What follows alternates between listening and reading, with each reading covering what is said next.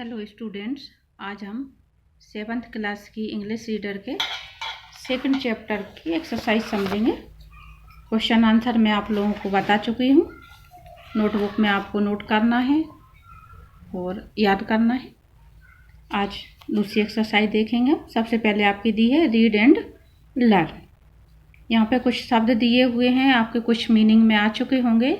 मैं फिर भी आपको रिपीट कर रही हूँ। जो आपको उसमें नहीं लिखा हो, आपको कठिन लग रहा हो, आप अपने उसमें नोट कर लें। देखें, पहला शब्द है बार्गेन। बार्गेन का मतलब सौदेबाजी करना, मोल तोल भाव अपन जो करते हैं उसको बार्गेन कहते हैं। एक्सचेंज।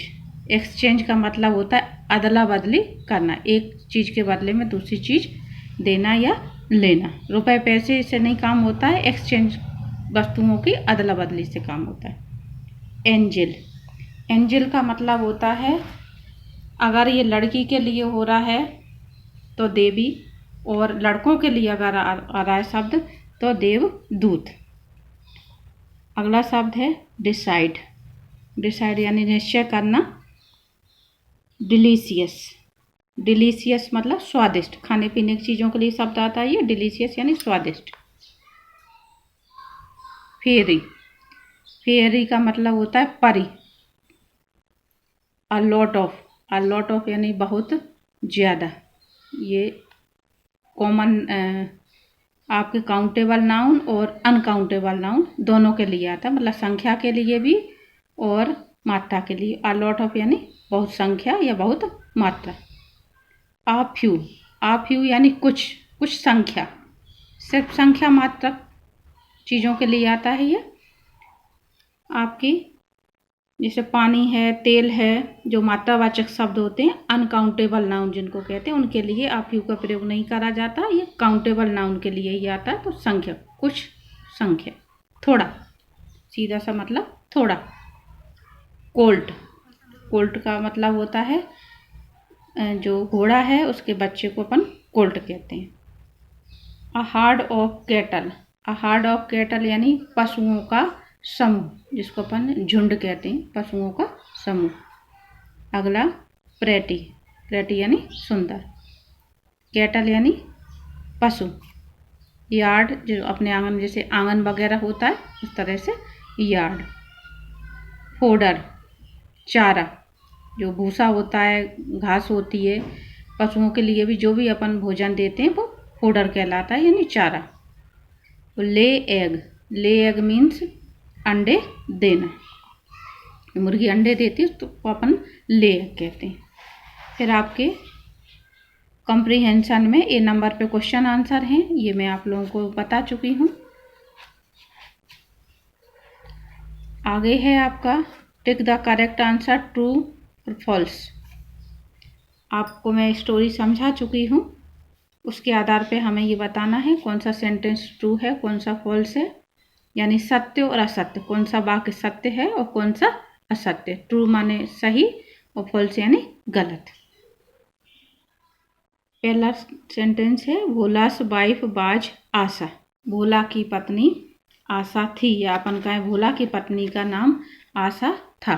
तो ये सेंटेंस आपका फॉल्स है। यहाँ पे एफ लिखा हुआ है, हमको इस एफ पे राइट का निशान लगाना है, और जब हम आंसर अपनी नोटबुक में नोट करेंगे इसका, तो हमने जैसे जहाँ सेंटेंस लिखा उसके आगे हम एफ डालेंगे, ऐसे कोष्टक बना करके। इसकी पत्नी का जो नाम होता है आपको इसमें दिया हुआ है शांति। शांति बोला, शांति बोला, शांति बोला, है ना, पूरे में शांति का जिक्र आता है। तो इसमें जो बात कही जा रही है वो गलत है। उसकी पत्नी का नाम आशा नहीं होता है, शांति होता है। तो ये सेंटेंस गलत है, तो हम एफ डालेंगे। दूसरा sentence Bhola spent little money for feeding his horse.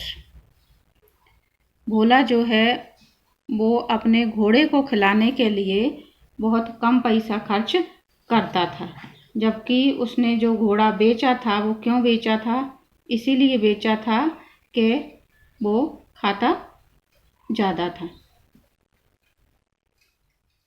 अपने घोड़े के लिए वो कम खर्च करना चाहता था। तो Bhola spent little money for feeding his horse, ये गलत है। अगला, his wife loved to eat mango chutney. उसकी पत्नी को आम की चटनी अच्छी लगती है। तो ये राइट है, क्योंकि इसी वजह से वो मुर्गी को दे करके क्या करता है, आम, कच्चे आम ले आता है। अगला, the girl had a basket full of green mangoes. जो लड़की के पास बास्केट होती है, टोकरी लिए होती है लड़की, वो ग्रीन मैंगो से भरी होती है। तो ये भी राइट है, ट्रू है। Bhola gave the sheep to the girl in exchange for her green mangoes. Bhola ने अपने भेड़ बदले में उस लड़की को दे दी थी ग्रीन मैंगोस लेने के लिए, या बदले में लेने के लिए। तो ऐसा नहीं है, उसने क्या दी थी, मुर्गी दी थी, अपनी हैन दी थी। इसीलिए वो लड़की पूछती भी है उससे कि क्या ये मुर्गी अंडे देती है। और इसमें कहा जा रहा है भोला गेव द शीप, के भोला ने शीप दी, भेड़ दी। तो ये सेंटेंस भी क्या है, फॉल्स है। तो हम एफ बनाएंगे इसमें, या फिर एफ के आगे राइट का निशान लगाएंगे। ठीक है, जो ट्रू है उस पर ट्रू के आगे निशान लगा लेना है, या फिर इस तरह से टी बना लेना है। अगली exercise, word power. Right one word for this. जैसे हिंदी में होते हैं अनेक शब्दों के एक शब्द, राइट वन वर्ड फॉर, ये होते हैं अनेक शब्दों के एक शब्द। इन्हें लिखना है यहाँ पे सामने। One who trains a horse, आपके इसमें ही आया हुआ है शब्द, मीनिंग में भी आया। One who trains a horse, जो घोड़ों को ट्रेनिंग देता है। भोले का जो भोला था इसमें, वो नवाब के यहाँ घोड़ों को ट्रेनिंग देने का ही काम करता था। तो इसको हम कहेंगे हॉर्स ट्रेनर। ठीक है, अगला है one who looks after sheep. जो भेड़ों की देखभाल करते हैं उनको क्या कहते हैं अपन, उन्हें कहते हैं शेफर्ड।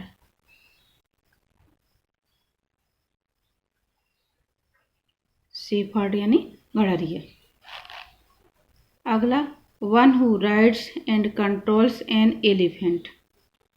जो एलिफेंट की सवारी करते हैं और उसको कंट्रोल करते हैं, यानी हाथी को कंट्रोल करते हैं, जो उसको कहते हैं अपन महाउत।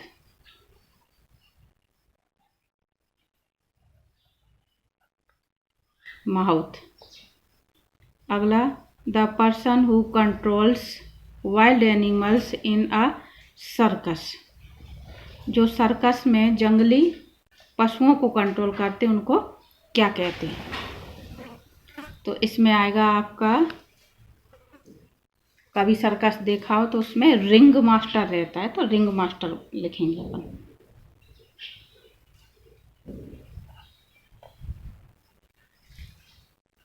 Ring master.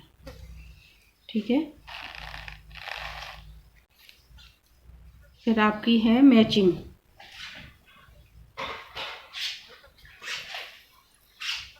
मैचिंग में कुछ शब्द यहाँ दिए हुए हैं और कुछ आपके ऊपर दिए हुए हैं। तो पहला शब्द है a hard of. A hard of के साथ में आपका कैटल ही आएगा।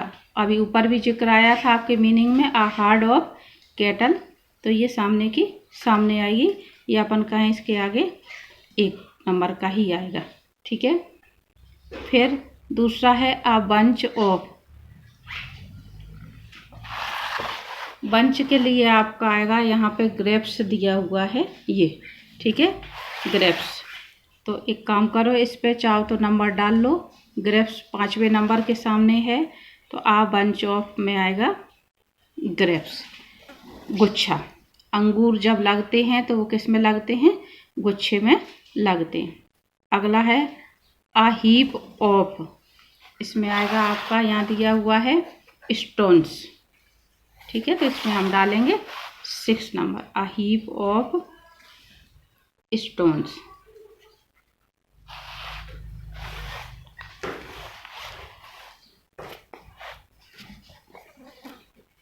अगला वकेट ऑफ, वकेट उच्चारण है, ठीक है। वकेट ऑफ, इसके साथ में फ्लावर ही आएगा, तो इसमें हम फ़ोन नंबर डाल लेंगे। अ स्वार्म ऑफ, अगला अ स्वार्म ऑफ के साथ में आएगा, यहाँ पे जो दिया था आपका 20 मधुमक्खी, है ना। मधुमक्खियों के झुंड को हम स्वार्म कहते हैं, तो ये स्वार्म आएगा आपका 3 नंबर साथ में, ठीक है। और अगला है एन आर्मी ऑफ। आर्मी किसको कहते हैं, किसके समूह को, इसमें आपका दिया हुआ है सोल्जर्स, सोल्जर के समूह को हम क्या कहते हैं, आर्मी। तो इसके साथ में आएगा सेकंड, ठीक है। जब हम कॉपी में नोट करेंगे तो हमको जो मैचिंग है सही शब्द या करेक्ट शब्द को उसके सामने ही लिखना है। जैसे आ हार्ड ऑफ के सामने कैटल लिखा हुआ है, तो हम आ बंच ऑफ के सामने यहाँ पे क्या लिखेंगे, ग्रेप्स लिखेंगे, ठीक है। आ हार्ड ऑफ के सामने स्टोन्स लिखेंगे। इस तरह से हमको अपनी कॉपी में नोट करना है। अब थोड़ा सा ग्रामर के सेंटेंस देख लो, ये ज़्यादा समझ में तो नहीं आते हैं, लेकिन फिर भी हमको ध्यान करना है, समझने की कोशिश करनी, क्योंकि ये जो भी दिए हुए हैं जिस तरीके से बनाने को। देखो पहला सेंटेंस दिया हुआ है, the girl is wearing a red sweater, the girl is Sarita. 2 sentence दिए हुए हैं ए और बी। हमको करना क्या है इसका, combine the pairs of sentence given below using who लगा करके हमको दोनों सेंटेंस को कंबाइन करना है, जोड़ना है दोनों वाक्य। तो हु से क्वेश्चन बनाया जाता है अगर सेंटेंस के शुरू में रखा जाए, उसके तुरंत बाद हेल्पिंग वर्ब रखी जाए। लेकिन हु रिलेटिव प्रोनाउन का भी काम करता है, तो हमको जोड़ने के लिए कनेक्टिव का भी काम करता है। वही बात यहाँ पे कही जा रही। तो क्या करा इसमें, the girl who is wearing a red sweater is Sarita. पहले वाले सेंटेंस में सब्जेक्ट द गर्ल है, दूसरे वाले सेंटेंस में इस सब्जेक्ट द गर्ल है। पहले वाले सेंटेंस में सब्जेक्ट के बाद हु लगा दिया,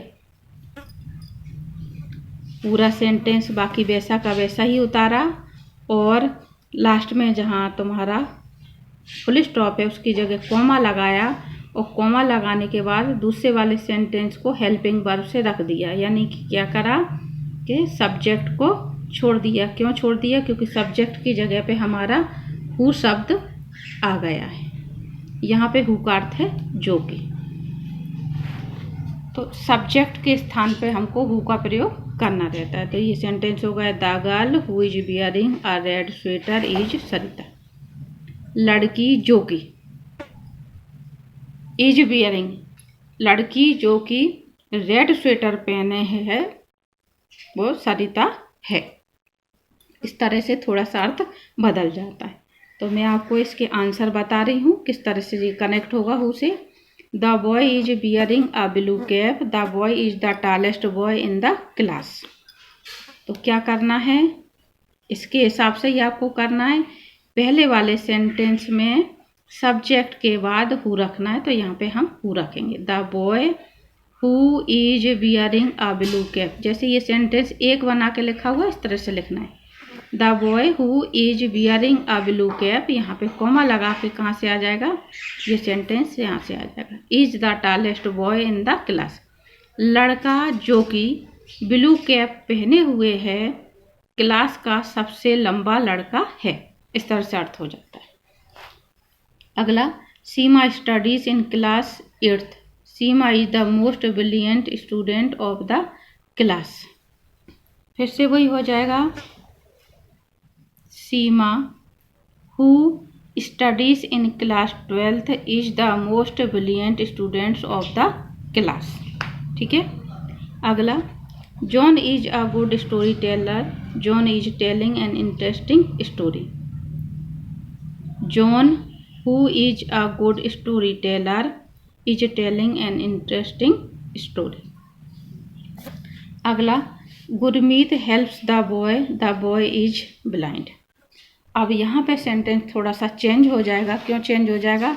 क्योंकि गुरमीत हेल्प्स द बॉय, जिस लड़के की बात हो रही है, जिस नाउन की बात हो रही है, वो शुरू में नहीं आया है, वो पीछे आया, तो कंजक्शन पीछे लगेगा। तो ये हो जाएगा Gurmeet helps the boy who, यहाँ पे लगेगा हु, और फिर आ जाएगा दूसरा सेंटेंस इज ब्लाइंड। इस तरह से आएंगे। ये सब कुछ आपको अलग से बताया जाएगा जब हम ग्रामर में नाउन प्रोनाउन यानी पार्ट्स ऑफ स्पीच पढ़ेंगे, तो उसमें रिलेटिव प्रोनाउन आता है। रिलेटिव प्रोनाउन का प्रयोग सेंटेंस जोड़ने के लिए हमको किस तरह से करना है, वो सब जब आएगा तो आपको अच्छे से बात समझ में आएगी। इसी बात को हम दूसरे तरीके से अगर कहना चाहें या समझना चाहें तो इस तरह से भी कर सकते हैं। जैसे ये सब्जेक्ट है, दोनों में द गर्ल और द गर्ल, क्या करा गया है, दूसरे वाले सेंटेंस के सब्जेक्ट को छोड़ करके उसकी जगह पे हु का प्रयोग करा गया, और यहाँ पे पहला वाला सेंटेंस उठा करके रखा गया। कैसे रखा गया? जैसे ये रखा है, द गर्ल हु लगाया इस सब्जेक्ट की जगह पे, ठीक है, और ये पहला सेंटेंस पूरा, और लास्ट में फिर हमको ये सेंटेंस बचा हुआ रख देना है। तो बात एक ही है, चाहे इस तरह से समझो चाहे उस तरह से समझो, आपको ये इस तरह से करना है। बाकी डिटेल में बाद में समझाई जाएगी। नेक्स्ट लेसन जो है आपका, वो अपन अगले वीडियो में देखेंगे। और बाकी की कोई भी एक्सरसाइज आपकी इस तरह की नहीं है जो परीक्षा में पूछी जा सके, तो आपको नोटबुक में यहीं तक नोट करना है।